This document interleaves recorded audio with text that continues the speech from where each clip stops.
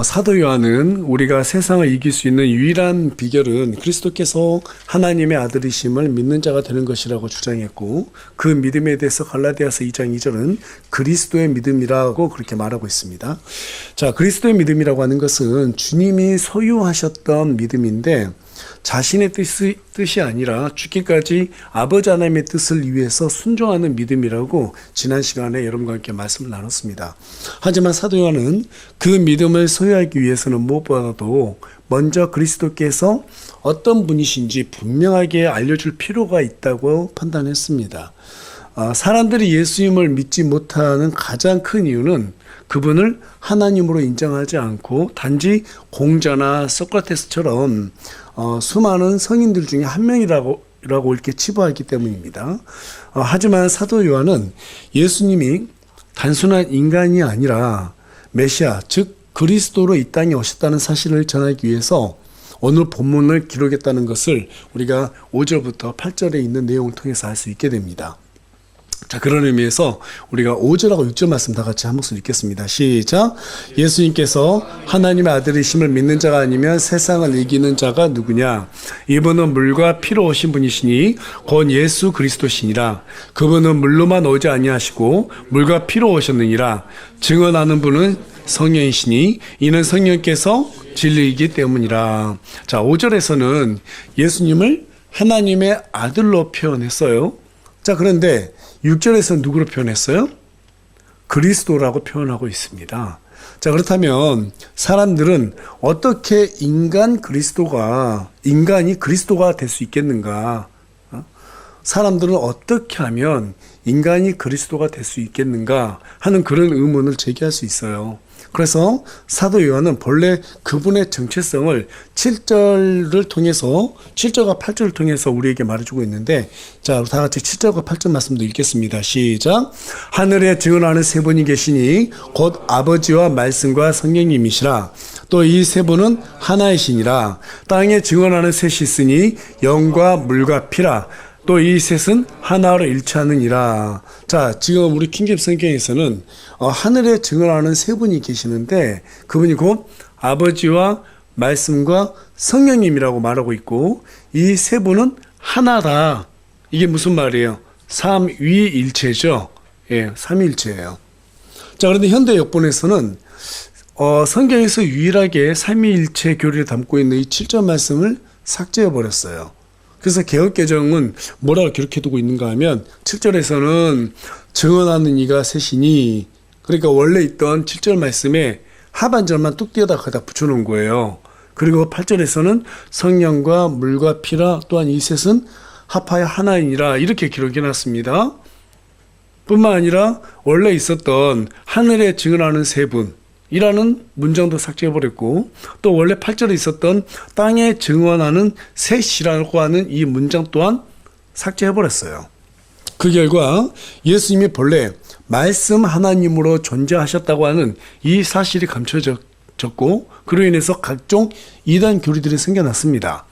그 중에서 대표적인 이단이 바로 주후 318년에 등장했던 아리우스주의예요. 이 아리우스주의는 예수님이 창조물에 불과하기 때문에 아버지 하나님보다 열등한 존재라고 그렇게 주장을 했습니다. 자, 그로 인해서 주후 325년에 니케아 공회에서 이단으로 정죄를 받았지만 정치력을 동원해가지고 다시 살아남게 됩니다. 자, 그로 인해서 또 다른 이단 교리들이 생산하는 그런 결과들을 불러오게 되는데, 그 중에 하나는 반삼위일체 교리예요.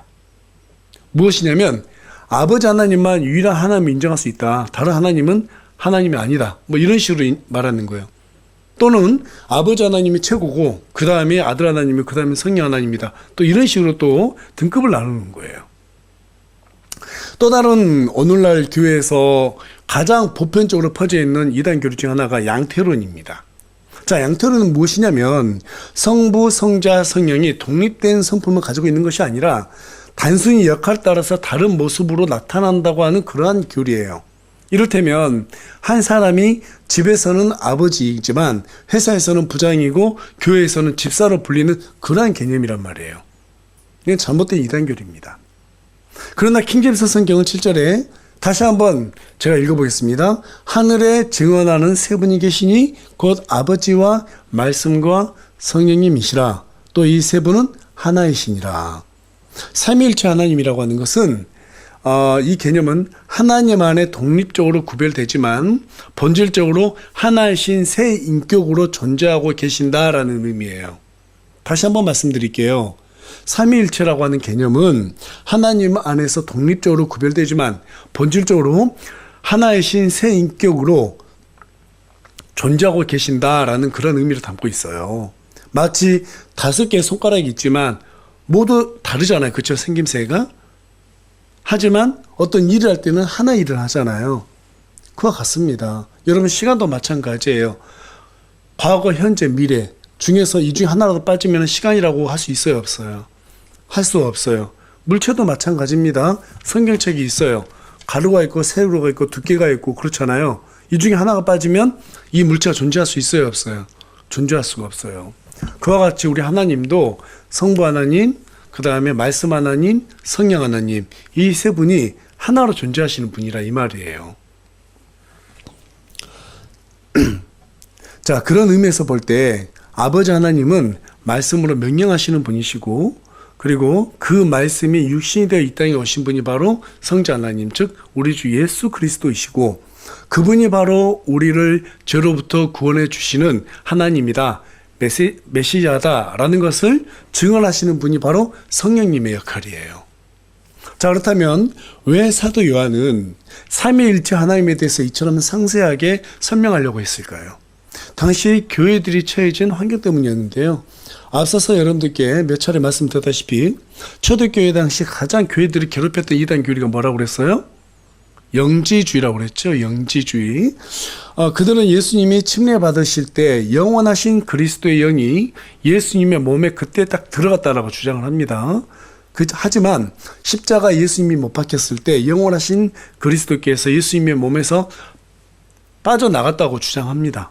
그래서 십자가에서 죽으신 분은 그리스도가 아니라 인간 예수님이다. 이게 무슨 말이에요? 예수님은 인간이지 하나님이 아니다. 또 십자가에서 못 박혀 죽어주신 분은 그냥 사람 예수 그리스도지 예수이지 그리스도가 못 박혀 죽은 것이 아니다. 이렇게 주장하는 거예요. 자, 그렇게 되면 예수님이 메시아라고 할 수 있어요? 없어요? 할 수가 없죠. 자, 그러니까 예수님이라고 하는 인간과 그리스도라고 하는 신을 갖다 분리시키는 그런 개념으로 사람들에게 설명을 했어요. 그들이 이렇게 주장했던 이유는 기독교에서는 우리의 몸이 뭐라고 그래요? 살아있는 하나님의 성전이라고 그러죠. 우리 몸속에 우리 하나님께서 지금 계신다고 거하고 계신다고 말합니다. 자, 그렇다 보면 우리가 몸으로 지은 것도 죄예요? 죄가 아니에요? 당연히 죄가 되는 거죠. 예, 이것을 교란시키기 위해서 자신들은 또 주장을 하죠. 인간의 몸은 처음부터 원래 악했다. 영은 선하지만 인간의 몸은 원래 악한 것이다. 원래 악한 존재가 태어났기 때문에 악한 일을 할 수밖에 없다. 그렇기 때문에 그것은 인간의 몸으로 지은 죄는 죄가 아니다. 이렇게 말하는 거예요. 근데 그리스도께서 우리의 죄들을 전부 다 어떻게 해주신다고요? 제거해 주신다고요. 이걸 딱 분리시켜버리기 위해서 이런 영지주의라고 하는 이단 교리를 마귀가 만들어가지고 교회에다 주입시킨 거예요. 자, 그로 인해 가지고 갈라디아서 1장 6절에 가서 보니까 수많은 사람들이 그리스도의 은혜를 떠나서 속히 다른 법으로 옮겨갔다고 사도 바울이 말하고 있는 그런 내용도 우리가 보게 됩니다. 여러분, 만약 예수님이 그리스도가 아니고 단지 인간에 불과했다라면 저와 여러분이 구원 받을 수 있어요? 없어요? 구원을 받을 수 없어요. 사도 바울이 말했던 것처럼 모든 사람들 가운데서 가장 비참한 자들이 되고 말 것입니다. 그래서 사도 바울이 뭐라고 말하는가? 고린도전서 15장 20절에서 22절 말씀으로 다 같이 한 목소리 읽어보겠습니다. 시작. 그러나 이제 그리스도께서 죽은 자들로부터 일어나사 잠든 자들의 첫 열매가 되셨도다. 사망이 사람을 통해 온 것 같이 죽은 자들의 부활도 사람을 통해 왔나니 아담 안에서 모든 사람이 죽는 것 같이 그렇게 그리스도 안에서 모든 사람이 살게 되리라. 자, 사망이 사람을 통해서 온 것 같이 죽은 자들의 부활도 누굴 통해서? 사람을 통해서 왔다라는 거예요. 자, 근데 그분이 누구라고요? 우리 주 예수 그리스도라고 분명하게 사도 바울이 증언해주고 있어요. 자, 그러니까 예수님은 그리스도다 이 말이죠. 결코 그냥 인간에서 끝난 분이 아니다. 그래서 마틴 로이드 존스 목사님은 우리 예수님에 대해서 신인이라고 말했습니다. 신이면서 동시에 인간이다. 인간이면서 동시에 신이다. 이렇게 표현을 했단 말이에요. 영존하는 생명은 영원하지 못한 짐승의 피로는 우리의 이 죄 문제를 절대로 해결할 수가 없어요. 이 세상에서 인간의 죄를 제거해 주실 수 있는 분은 전능하신 하나님 한 분뿐입니다. 하지만 하나님은 몸이 있어요, 없어요? 몸이 없으셨어요. 영으로 존재하시는 분이세요. 그러니까 다시 말하면 피를 흘릴 수가 있어요, 없어요? 없어요. 죄 문제 해결하려면 죄 없는 피가 필요한데 하나님은 피를 흘릴 수가 없었단 말이에요. 그래서 피를 흘리기 위해서 육신이 있어야 하니까 하나님께서 직접 이 땅에 육신을 입고 오시기로 작정하셨어요. 그분이 바로 우리 주 예수 그리스도다 이 말이에요. 이 사실을 진리로 받아들여야만 저와 여러분은 영원한 지옥 형벌을 면하는 구원에 이를 수가 있게 되는 것입니다. 여러분 믿으세요?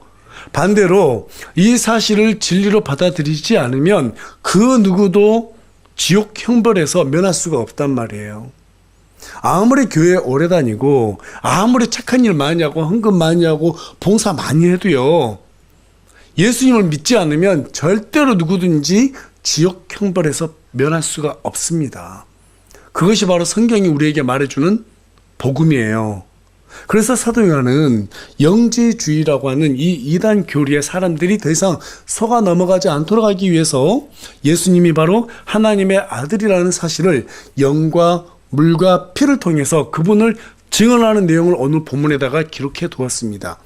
그래서 오늘은 삼위일체 하나님과 세 가지 증언이라는 주제를 가지고 여러분과 함께 말씀을 나누기를 원합니다. 오늘 말씀을 나눌 때 삼위일체 하나님과 예수님의 인성과 신성에 대해서 우리가 정확하게 이해하고 또 많은 사람들에게 바른 복음을 전할 수 있는 그런 귀한 은혜의 시간이 되기를 간절히 소망합니다. 성경은 오직 우리 주 예수 그리스도 한 분에 딱 초점을 맞춰놓고 있어요. 그래서 지난 시간에도 말씀드렸다시피 모든 구약 성경은 누구를 가리키고 있어요? 우리 주 예수 그리스도를 가리키고 있습니다. 신약 성경은 그 모든 언약을 성취시킨 우리 주 예수 그리스도에 초점을 맞춰놓고 있어요. 그런데 이 모든 것을 이루는 것은 그리스도의 피로 가능한 거예요. 예. 그래서 종교개혁자 마틴 루터는 성경을 쪼아봐라 그러면 피가 떨어질 것이다 이렇게 말을 했습니다. 하지만 성경이 처음부터 우리 주 예수 그리스도를 향한 계시를 드러냈던 것이 아닙니다. 점진적으로 하나님의 경륜에 따라서 조금씩 드러내셨어요. 그리고 마침내 십자가 사건을 통해서 예수님이 바로 우리가 그토록 기다렸던 하나님의 아들이라는 사실을 본격적으로 드러내게 됩니다. 하지만 예수님은 처음부터 하나님의 아들로 존재하셨던 분이 아니셨죠. 본래 어떤 분으로 존재하셨어요? 우리 같이 요한복음 1장 1절 말씀하고 조금 전에 읽었던 5장 7절 말씀 다시 한번 읽어보겠습니다. 시작. 처음에 말씀이 계셨고 말씀이 하나님과 함께 계셨으며 말씀이 하나님이셨더라. 자, 말씀이 뭐라고요? 하나님이셨더라. 그 말씀이 처음부터 하나님과 함께 계셨다고 말씀하고 있죠. 그러면 그 말씀이 구체적으로 어떤 분이신가? 그게 바로 요한일서 5장 7절에 유일하게 딱 정확하게 당점을 찍고 우리에게 말해주고 있단 말이에요. 다 같이 읽겠습니다. 시작. 하늘에 증언하는 세 분이 계시니 곧 아버지와 말씀과 성령님이시라. 또 이 세 분은 하나의 신이라. 예. 그러니까 삼위, 즉 아버지와 말씀과 성령님으로 계셨는데 우리 예수님이 그분 중에서 어떤 분이시라고요? 말씀이시라고요. 말씀. 그러니까 우리가 예수님을 본다라고 하는 것은 육체적인 어떤 형상을 본다는 것이 아니라 지금 이 시간에는 우리 예수님께서 어디 계세요? 하나님 오른쪽 우편에 앉아 계시죠? 예. 지금 이 땅에서 우리가 볼 수 있어요? 없어요? 없어요. 가끔 뭐 어떤 분들은 우리가 예수님을 봤다 막 이러는데 그거 다 잘못된 환상이에요. 우리가 예수님을 본다라고 하는 것은 성경 말씀을 보는 거예요. 여기에 기록된 이 말씀들, 글자들 있죠? 이것들을 볼 때 우리가 예수님을 본다 이렇게 말할 수 있는 거예요. 예수님은 말씀으로 오셨기 때문에 또 말씀으로 오셨지만 말씀을 주기 위해서 오셨단 말이에요. 그래서 지금 우리가 이 시간에 하나님의 기록된 성경 말씀을 보면 곧 우리는 예수님을 본 거랑 똑같단 말이에요. 여러분 이거 인정하십니까? 예. 우리 예수님은 처음부터 말씀으로 존재하셨던 말씀 하나님이셨어요. 아버지 하나님은 말씀하셨고 그 말씀이 성령님의 능력으로 사람이 되었는데 그분이 바로 우리 주 예수 그리스도다라고 성경 우리에게 말해주고 있습니다. 쉽게 말해서 하나님 자신이 친히 말씀의 능력으로 인간이 되었다 이 말이에요. 그렇다면 예수님은 처음부터 하나님이신가 아들이신가? 말씀 하나님이셨어요. 그럼에도 불구하고 예수님께서 자신을 친히 하나님의 아들이라고 표현하셨던 까닭은 그분이 우리와 형제의 연을 맺어야지만이 호적상으로 우리가 하나님의 아들로 양자로 입적이 될 수 있기 때문에 예수님께서는 스스로가 사람의 아들 또는 하나님의 아들 이렇게 표현하셨던 거예요. 진짜로 처음부터 아들이었다 이 말은 아닙니다. 그래서 저와 여러분이 어떤 능력을 얻게 되었어요? 권능. 아버지 하나님의 아들이 되는 권능을 얻게 되었잖아요. 그래서 제가 여러분들께 지난주에는 우리가 그 권능을 발휘할 수 있는 게 뭐라고 말씀드렸어요? 기도라고 말씀드렸던 거예요. 머톨도사 기억나시죠? 예. 기도예요. 이미 우리에게는 그 능력이 다 주어졌다라는 거예요. 그런데 게을러서 안 하고 있으니까 하나님 앞에 아들로서의 권능을 행사하지 못하고 초라한 모습으로 살아가고 있다라고 성경 우리에게 말해주고 있는 거예요. 그래서 여러분, 저와 여러분에게 있어서 가장 큰 죄 중에 하나가 뭐냐면 기도를 쉬는 거예요. 기도를 쉬는 것도 죄예요. 직무유기죄란 말이에요. 그러면서 불평한단 말이에요. 그러니까 불평하는 사람은 어떤 사람이에요? 기도하지 않는 사람이 불평하는 거예요. 기뻐하고 감사하는 사람은 기도하는 사람이에요. 왜? 하나님의 뜻을 위해서 기도하는 사람은 항상 응답을 받기 때문에 기뻐할 수밖에 없어요. 감사할 수밖에 없어요. 맞죠? 그게 바로 뭐냐면 살만 나는 세상이 되는 거예요. 그렇게 했을 때. 살만 나는 세상은 돈만 벌었을 때가 살만 나는 세상이 아니라 하나님께 기도했을 때 내가 그분의 아들로서의 권능을 행사할 수 있을 때 진짜 기쁨이 얻어지고 거기에서 화평이 얻어지고 자유가 얻어진단 말이에요. 그때 바로 살만 나는 거예요. 그리스도인들은. 세상 사람들은 돈 많이 벌면 살만 나지만 우리 그리스도인들은 그걸로 살만 나는 게 아니에요. 그 기쁨을 하나님께서 우리에게 주시길 원하십니다. 그러니까 저와 여러분이 기도하는데 게으르면 될까요? 안 될까요? 안 되는 거예요. 우리가 예수님 때문에 그러니까 호적상으로 예수님 우리의 큰 형님이 되시는 거예요. 맞죠? 그렇다고 해서 예수님께 또 형님 그러면 안 됩니다. 기도할 때 주님 그래야지 형님 막 이러면 안 되는 거예요. 호적상 그렇게 해주신 것 뿐입니다. 원래 우리 예수님은 말씀 하나님이셨어요. 근데 자기를 낮추셨단 말이에요. 우리를 위해서 아들이라고 낮추고 오셨단 말이에요. 그래서 우리 예수님께서 뭐라고 말씀하셨어요? 내가 곧 길이요 진리요 생명이니 나를 통하지 않고서는 아무도 아버지께로 갈 자가 있다 없다. 없다라고 말씀하신 거예요. 이 세상 어떤 사람 믿어서 절대로 아버지께 갈 수가 없습니다. 아무리 똑똑하고 잘난 사람을 내가 믿어도요 절대로 아버지 하나님께 갈 수가 없어요. 네? 무하마드를 아무리 외쳐도요 구원 못 받아요. 마리아를 아무리 외쳐도 구원 못 받아요. 부처를 아무리 외쳐도 구원 못 받아요. 성경은 분명히 우리 주 예수 그리스도를 통해서만 구원을 얻을 수 있다고 말하고 있습니다. 왜 그래요? 그분께서 이 땅에 오셔서 자신의 피로 우리의 죄들을 제거해 주셨기 때문에 그 일이 가능한 것입니다. 여러분 그렇다면 예수님을 통하려면 그분이 완전한 인간으로 이 땅에 오신 하나님이라 하는 사실을 바로 우리가 믿어야지만이 또 이 구원에 대한 성리를 우리가 충분히 이해할 수 있게 되는 것이죠. 이 사실을 증명하기 위해서 사도 요한은 그분이 물과 피로 오셨다는 사실을 아주 중요하게 언급하고 있어요. 자, 6절 말씀 보겠습니다. 이분은 물과 피로 오신 분이시니 곧 예수 그리스도시라. 그분은 물로만 오지 아니하시고 물과 피로 오셨느니라. 증언하는 분은 성령이시니 성령께서 진리기 때문이라. 자, 여러분 봐보세요. 이분은 물과 피로 오신 분이다. 그 다음에 또 뭐라고 말하고 있어요? 물로만 오지 아니하시고 물과 피로 오셨다. 지금 거듭거듭 강조하고 있죠. 그런데 성령께서 물과 피로 오신 그분을 또 증언하고 있다고 말하고 있는 거예요. 그러니까 표면적으로는 물과 피라는 말이 2번 언급되고 있지만 의미적으로는 4번 정도 언급되고 있는 거예요. 그리고 또 이어서 8절에 가서 보니까 땅에 증언하는 셋이 있으니 영과 물과 피라. 이 셋은 하나로 일치하느니라. 그게 무슨 말이에요? 우리 예수님께서 물과 피로 오셨는데 그것을 누가 증언한다고요? 성령 하나님께서, 하나님이 영께서 증언하신다고 말하고 있어요. 그러니까 영과 물과 피다, 이렇게 또 이 셋이 하나로 일치한다라고 말하고 있어요. 그런데 하나로 일치한다 했을 때 그 하나는 뭘 가리켜요? 예수님이 가리키는 거예요. 흥분했게도 사도 요한은 자신이 기록한 요한복음에서는 창에 찔리신 옆구리에서 예수님의 피와 물이 나왔다, 이렇게 요한복음 19장 34절을 통해서 진술하고 있는데요, 조금 전에 읽었던 요한일서에서는 물과 피로 오셨다고 진술하고 있어요. 지금 순서가 피와 물이었지만은 다시 물과 피로 지금 바뀌었죠? 네. 자, 이렇게 되다 보니까 어떤 신학자들은 사도 요한이 언급한 물과 피는 창에 찔리신 주님의 옆구리에서 나온 이 피와 물을 가리킨다라고 주장하시는 분들도 있고, 또 어떤 분들은 그와 관련해서 주의 만찬을 상징하는 것이다, 또 이렇게 주장하시는 분들도 있습니다. 하지만 오늘 본문에는 여러분 봐보세요. 그리스도의 죽음이나 주의 만찬에 대한 언급이 있어요, 없어요? 전혀 없어요. 전혀 없어요. 오히려 5절에 가서 보면은 예수님께서 하나님의 아들이라는 사실을 언급한 뒤에 그분이 6절에 가서 물과 피로 오셨다고 말하고 있어요. 그렇게 말하고 있죠? 그리고 또 6절 하반절에 가서 보니까 증언하시는 분이 성령이시니 이는 성령께서 진리이기 때문이다, 이렇게 말하고 있습니다.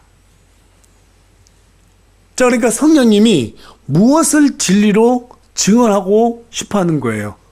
예수님이 물과 피로 오셨다, 이걸 지금 증언하고 싶은 거예요.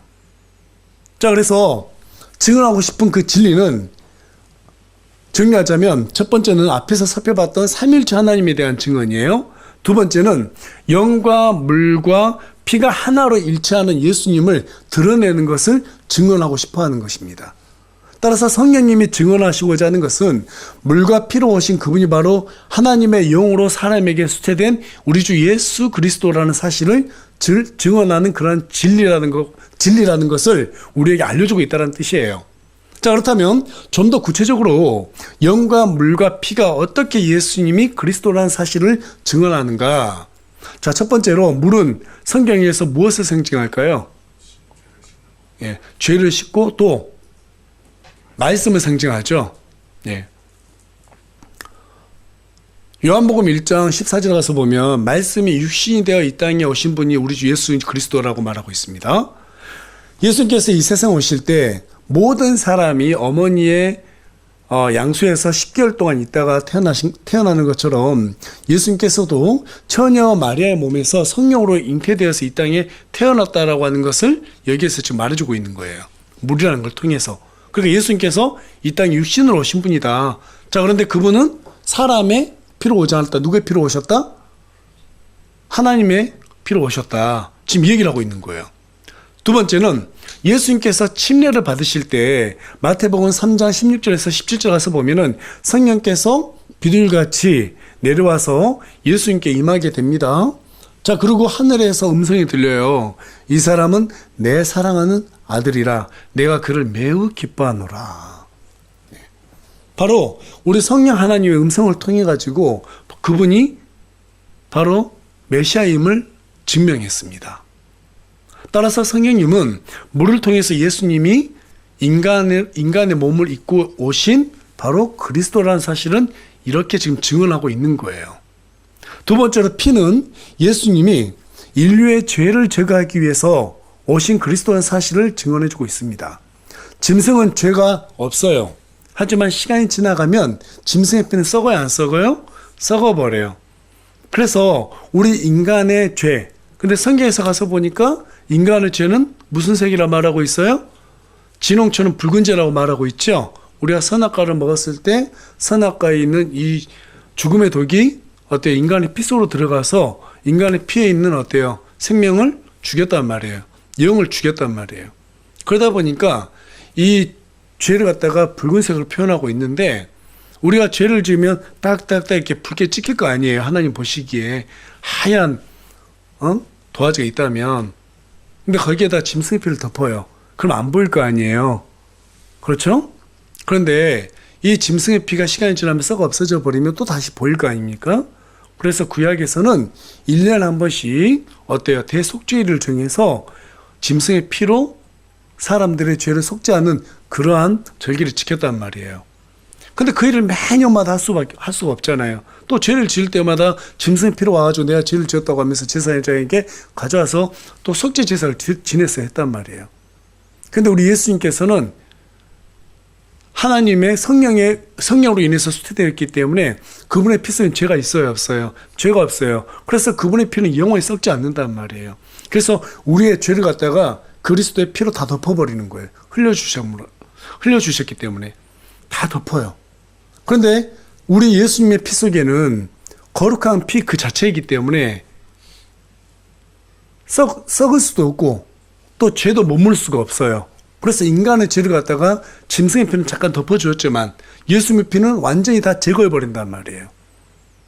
그래서 우리가 어떤 노래 들어보면은 세상죄 지고 가는 어린 양을 보라 이런 가사가 있는데 그건 잘못된 거예요. 세상죄를 제거하는 어린 양을 보라 이렇게 하는 게 맞는 표현이에요. 예수님의 피가 우리의 모든 죄를 다 제거되었어요. 제거해 주셨어요. 그런데 어떻게 하면 그 죄를 제거받을 수 있어요? 믿기만 하면 되는 거예요. 예수님께서 우리의 메시아다라고 하는 사실을 믿기만 하면 되는 거예요. 그래서 우리 예수님께서 이 모든 일을 다 이루시기 위해서 어떻게 하셨어요? 가시면류관을 쓰셨죠, 머리에. 온몸에 채찍 맞으셨습니다. 손과 발에 못이 박히셨어요. 왜 그랬어요? 여러분, 우리의 머리는 항상 죄만 생각하고 있어요. 우리의 머리는 죄를 생각함으로써 그 죄를 짓고 있습니다. 우리 예수님께서 지나가는 여자를 보고 간음한 마음만 품어도 그건 간음의 죄를 졌다고 말하고 있죠. 간음죄를 졌다고 말하고 있어요. 우리가 머릿속으로 죄만 생각해도 그건 죄라는 거예요. 근데 우리 머릿속은 항상 죄로 가득 차 있어요. 우리의 손과 발은 항상 죄를 짓고 있어요. 우리의 몸이 다 죄로 더럽혀졌어요. 그래서 우리 예수님께서 가시면류관을 쓰셔서 머리에서 피를 흘리신 거예요. 우리의 죄를 머리로 지은 죄들을 다 제거해 주시기 위해서. 손과 발로 지은 죄를 제거해 주시기 위해서 손과 발에 못을 박히셔가지고 그것도 대못이에요. 큰 못을 박히셔서 피를 전부 다 흘려주셨어요. 온몸에 채찍, 그 채찍이 어떤 채찍이었어요? 짐승의 날카로운 뼈를 갖다가 전부 다 만드는, 한번 때리면은 이게 살에 딱 박혀요. 떼면은 살점이 떨어져 나와요. 온몸 피를 전부 다 흘리셨어요. 다시 말해서 머리부터 발끝까지 우리는 전부 다 죄덩어리인데 예수님께서 스스로 그 고통을 당하심으로써 자신의 피로, 죄 없는 피로 우리가 지은 그 모든 죄를 머리부터 발끝까지 전부 다 제거해 주신 거예요. 이것을 성령이 우리에게 증언해주고 있습니다. 자, 그 증언의 구절이 히브리서 9장 14절에 기록되어 있는데, 자, 우리 다 같이 한 목소리 읽겠습니다. 시작. 영원하신 성령을 통해 자신을 점없이 하나님께 드린 그리스도의 피는 너 양심을 죽은 행위로부터 얼마나 더 많이 깨끗하게 해서 살아계신 하나님을 섬기게 하겠느냐. 네. 따라서 물과 피와 성령님은 예수님이 완전한 인간과 동시에 완전한 하나님이라는 사실을 우리에게 증언해주고 있습니다. 예수님이 인간이기 때문에 죽으실 수가 있었어요. 우리를 위해서. 예수님이 하나님이기 때문에 그 죽음에서 부활하실 수 있었어요. 그래서 사도 요한은 5절에서 예수님을 하나님의 아들이라고 표현했다가 6절에서는 그리스도라고 표현했어요. 여러분, 이 내용을 두 글자로 줄이는 것을 우리는 복음이라고 말하는 것입니다. 이 복음을 믿었을 때 사람은 지옥 형벌에서 벗어나서 영원한 하나님의 왕국으로 들어갈 수 있는 티켓을 얻게 되는 거예요. 여러분, 예수님께서 완전한 인간이면서 그 피를 흘리셔서 부활하신 완전한 하나님이라는 사실 여러분 믿으세요? 그 피로 인해서 우리의 모든 죄들이 전부 다 제거되었다는 사실 믿으세요? 천국 티켓을 확보한 거예요. 이제 죽어도요, 우리 나중에 새 예루살렘을 보게 되는 거예요. 그 어마어마한 하나님께서 우리를 위해서 예비하신 그 집들을 우리가 볼 수 있게 되는 거예요. 믿기만 했는데. 어떻게 그 엄청난 혜택을 받을 수 있지? 물음표를 찍어야죠. 그렇죠? 그 뒤에는 뭐가 나와야 돼요? 감사가 나와야 되는 거예요. 감사가 나와야 되는 거예요. 그것을 전부 다 표현해서 딱 두 글자로 표현할 수 있는데 은혜라고 하는 거예요. 은혜. 여러분, 다른 복음에는 생명이 없습니다. 그래서 우리 주님은 마지막 때 그리스도가 여기 있다 저기 있다 해도 쉽게 흔들리지 말라고 마태복음 24장 23절에서 26절, 누가복음 17장 23절을 통해서 우리에게 기록해 주셨어요. 여러분, 오직 이 복음만이 사람의 생명을 살리는 유일한 것이에요. 이 복음을 위해서 우리 주님은 십자가에 달리셨고 죽으실 때 다 이루었다라고 말씀하셨어요. 이미 예수님께서 자신의 피로 사망을 이기셨어요. 저와 여러분은 그것을 믿고 있어요. 그것을 믿었기 때문에 어떤 마귀에게도 이길 수 있는 능력을 소유하고 있어요? 소유하지 않고 있어요? 소유하고 있어요. 소유하게 되었어요. 그런데 왜 저와 여러분이 자꾸 죄에 걸려 넘어질까요? 하나님의 은혜를 경시 여기기 때문에, 감사하지 않기 때문에 그래요. 내 정체성이 무엇인지를 잊어버리기 때문에 그러는 거예요. 여러분, 감사를 잊지 마세요. 늘 그 은혜에 감사하세요. 내가 어떤 존재인지 잊지 마세요. 우리가 어떤 존재예요?